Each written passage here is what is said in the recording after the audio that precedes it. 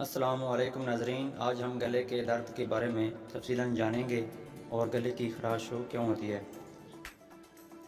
کسی کو بخار نہ ہونے کے باوجود گلے میں درد ہوتا ہے تو اس کی بہت سی وجوہات ہو سکتی ہیں۔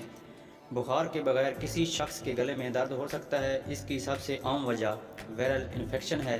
بیکٹیریا کا انفیکشن بھی ہو سکتا ہے، ساتھ ہی ماحولیاتی زہریلی مادے، الرجی اور سوزش کے دیگر ذرائع بھی شامل ہو سکتے ہیں۔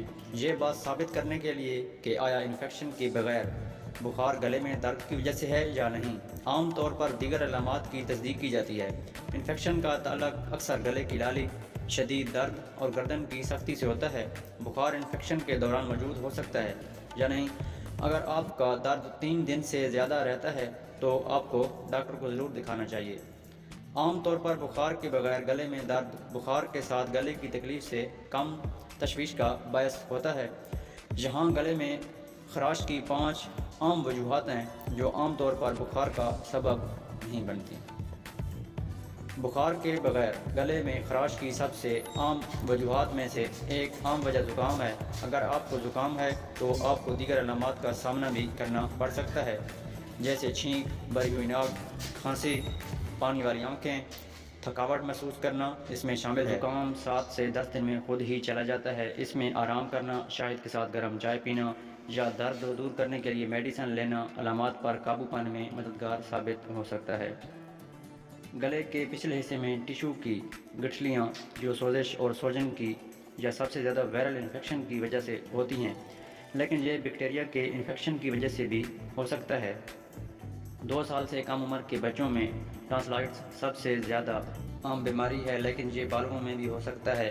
اگر آپ کو یا آپ کے بچے کو ٹانسلائٹس ہے تو آپ کو یہ علامات نظر آ سکتی ہیں: گلے میں شدید درد، سرخ سوجن والے ٹانسل پر سفید یا پیلے رنگ کے دانے، نگلنے میں دشواری، سانس کی بدبو، گردن پر سوجن اور غدود کا بڑھ جانا، موسمی الرجیز جیسے الرجی رینائٹس یا خشک بخار بھی جسے کہا جاتا ہے، بغیر بخار کے گلے میں درد کا سبب بن سکتا ہے۔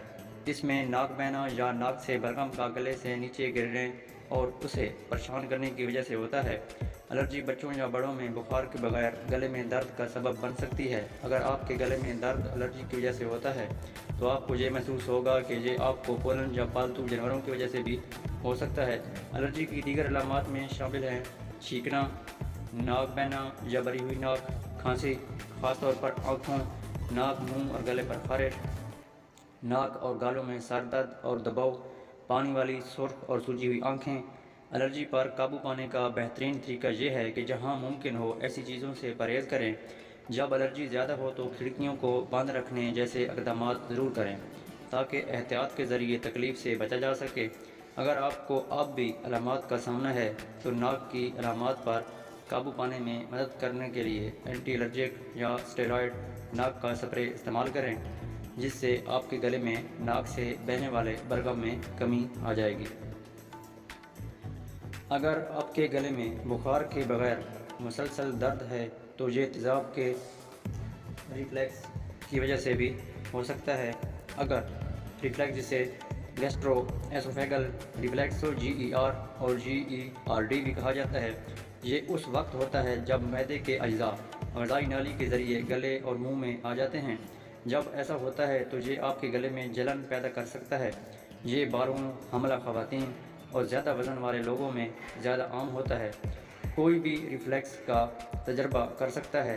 اگر آپ کے گلے میں ریفلیکس کی وجہ سے درد ہے تو آپ کو یہ دیگر علامات نظر آئیں گی: سینے میں جلن اور سینے میں درد، شدید کھانسی یا خارش، نگلنے میں دشواری اور پریشانی اور متلی وغیرہ۔ آپ زیادہ تر گلے کی سوزش کا علاج گھر پر ہی کر سکتے ہیں۔ اپنے مدافعتی نظام کو انفیکشن سے لڑنے کا موقع دینے کے لیے کافی آرام کریں۔ گلے کی خراش سے آرام حاصل کرنے کے لیے نیم گرم پانی اور آدھا سے 1 چائے کا چمچ نمک کے ساتھ خوب غرارے کریں۔ گلے کو آرام دینے والے گرم مائعات پئیں، جیسے شہد کے ساتھ گرم چائے، سوپ کا شوربہ یا لیموں کے ساتھ نیم گرم پانی۔